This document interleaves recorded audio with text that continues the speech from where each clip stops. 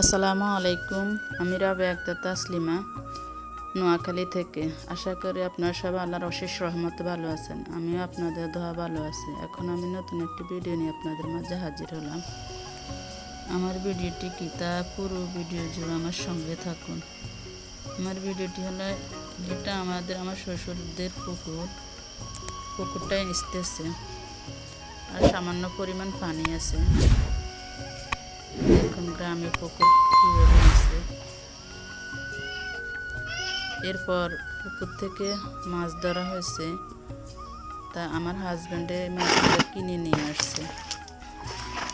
আমাদের নিজেদের পুকুরে এরপর মাছ কিনে নিয়ে আসছে।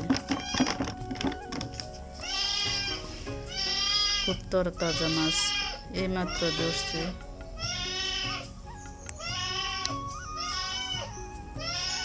সে কিনে নিয়ে আসছে।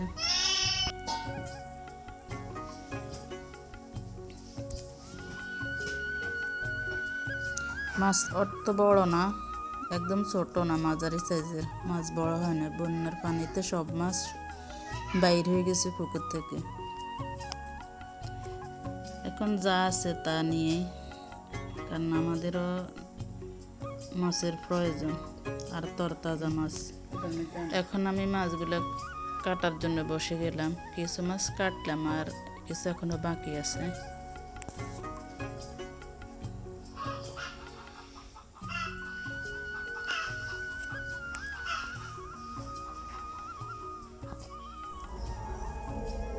আমার কাটা শেষ, এখন দই প্রসেসিং করে নেব।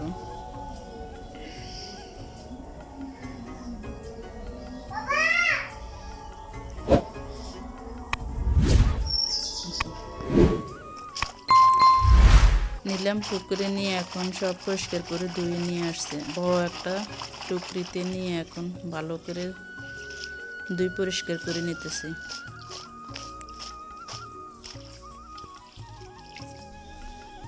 ধোয়া শেষ, দেখুন কিভাবে পরিষ্কার হয়েছে।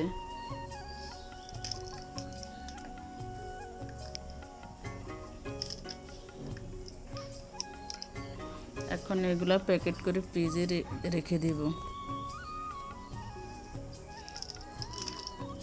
খুব সুন্দরভাবে আমি পরিষ্কার করে ধুয়ে নিয়ে আসছি। প্যাকেট করা শুরু করলাম। এখানে কিছু প্যাকেট করলাম, আরও কিছু বাকি আছে, বাকিগুলো প্যাকেট করে নিতেছি।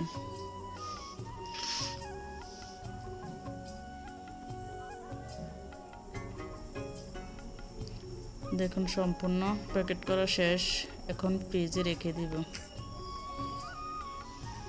চলে আসলাম ফ্রিজের কাছে,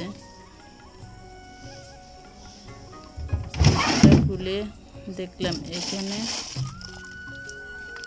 কিছুদিন আগে আমার হাজব্যান্ড, তাও এদের এখানে একটা গড় বলে পিওর বলে জানি না, নোয়াখালীর বাসা এগুলা, ইচ্ছার ওইখান থেকে প্রায় 4 কেজির মতন শৈল মাছ নিচ্ছে আমার হাজব্যান্ডে। তো কিছু খাইছে, আরও রয়েছে এগুলো শৈল মাছ। আর এখানে আছে অনেকগুলা কাঁচকি মাছ, এর আগে পুকুরে বেড় দিছে। এছাড়া আমরা অনেকগুলো কাঁচকি মাছ নিয়েছি, আবার অনেকগুলা পুঁটি মাছ নিয়েছি। এখানে পুঁটি মাছ, কাঁচকি মাছ, ভ্যারাইটিস মাছ আছে, ছোট ছোট বাচ্চা মাছও আছে। এগুলো সব খাবার জন্য। আর এই ড্রয়ারটা আমি আগে একটু পরিষ্কার করে রাখছি, মাছ রাখবো এই জন্য। এখানেও আছে, এগুলোও পুঁটি মাছ।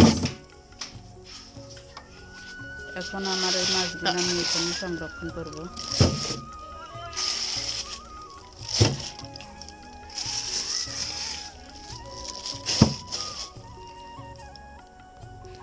সবগুলো মাছ রাখা শেষ।